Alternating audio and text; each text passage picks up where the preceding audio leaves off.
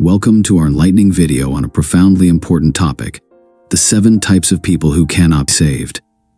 This is not just a list, it's a journey through the deep and often hidden flaws that can lead individuals astray.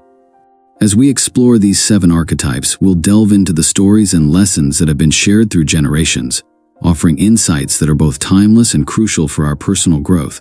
Stay with us until the end, as each type reveals a critical aspect of human nature that we must all be aware of. From the pitfalls of pride to the dangers of envy, we'll uncover the behaviors and mindsets that distance people from redemption. By understanding these 7 types, you can better navigate your own path and help others along the way. So, let's embark on this journey together. Watch until the end to grasp the full spectrum of these profound lessons and ensure you're not walking a path that leads to a point of no return.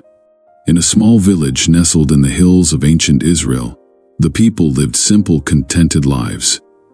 The village was a close-knit community, guided by the wisdom of a revered old prophet named Eli. Eli was known far and wide for his deep understanding of the scriptures and his ability to interpret divine signs. He spent his days teaching the villagers about righteousness, love, and the ways of the Lord.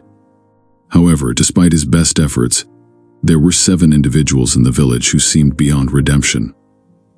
One evening, as the sun set behind the mountains casting a golden hue over the village, Eli received a divine revelation. The Lord spoke to him, warning him about 7 villagers whose hearts were hardened beyond repair. These 7 were to serve as a lesson to the others, illustrating the perils of straying from the path of righteousness. With a heavy heart, Eli set out to try one last time to save these lost souls. The arrogant king, the first among the 7, was King Rehoboam, a ruler whose pride knew no bounds. Rehoboam believed himself to be above all others, including the prophet Eli. His arrogance led him to make decisions that brought suffering to his people, but he refused to listen to advice or criticism. Eli approached the king with humility, offering words of wisdom, caution. "Great king," Eli began, "pride goes before destruction, and a haughty spirit before a fall. Turn your heart to the Lord, and he will guide you." Rehoboam scoffed at Eli's words. "I am the king," he declared. "I need no guidance from a mere prophet." Eli tried repeatedly to counsel the king, but his efforts were in vain.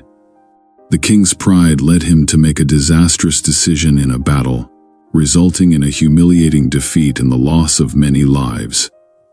The once mighty king was left to wander in shame, his kingdom in ruins. His arrogance had led to his downfall, and despite Eli's efforts, he could not be saved.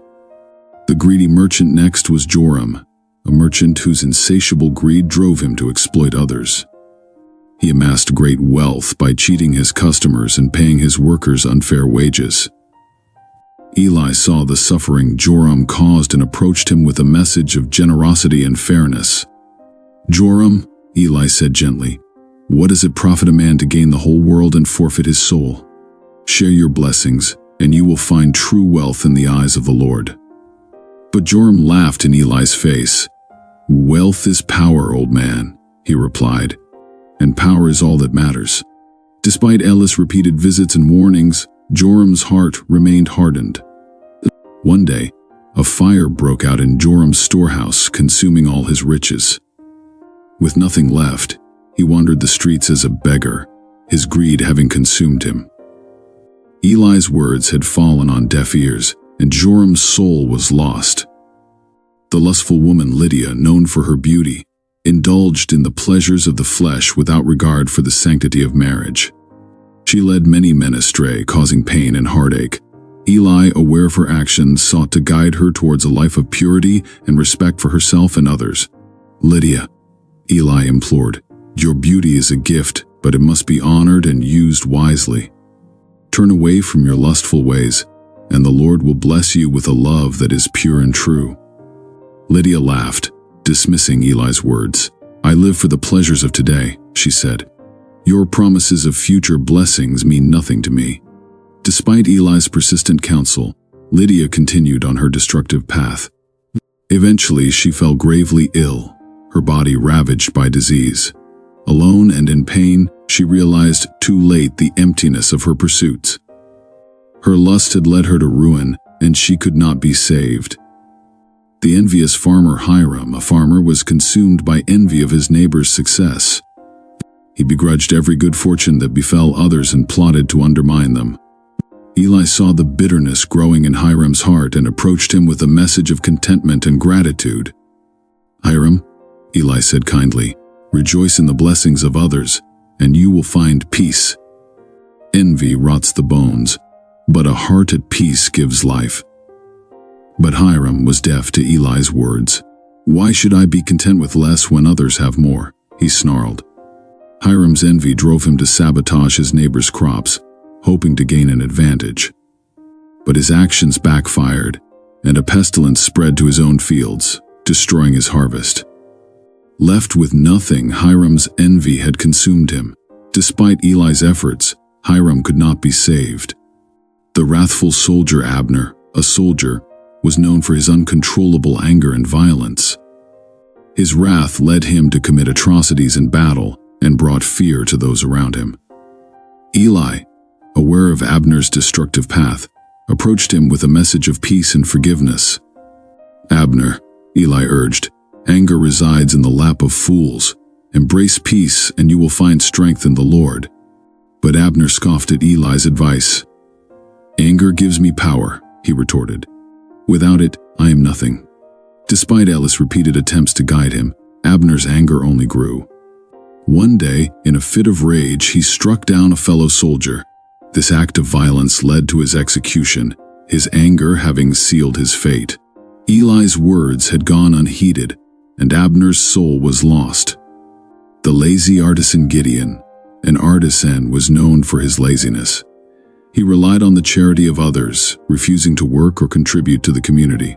Eli saw the harm Gideon's laziness caused and approached him with a message of diligence and hard work. "Gideon," Eli said, "the sluggard's craving will be the death of him, but the diligent shall prosper. Work with your hands, and the Lord will bless your efforts." Gideon shrugged off Eli's words. "Why work when others will provide for me?" he replied.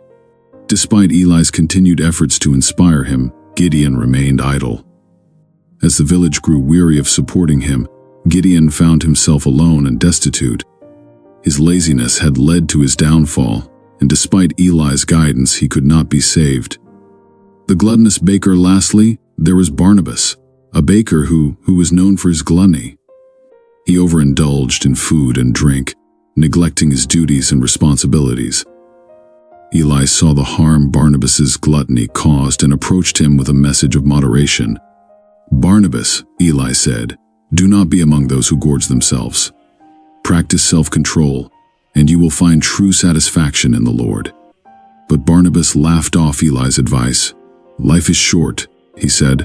"I'll enjoy it while I can." Despite Eli's repeated warnings, Barnabas' gluttony only increased. One day he collapsed in his bakery, his health ruined by his excess. Eli's words had fallen on deaf ears, and Barnabas's soul was lost. Conclusion: Eli, heartbroken by the fate of these 7 individuals, gathered the villagers and shared their stories. "These 7," he said, "serve as a warning to us all. Their hearts were hardened and they could not be saved. But there is still hope for those who turn to the Lord and seek His guidance." The village listened, and many were moved by Eli's words. They vowed to live righteous lives, avoiding the pitfalls that had ensnared the 7. Eli continued his mission, teaching and guiding with a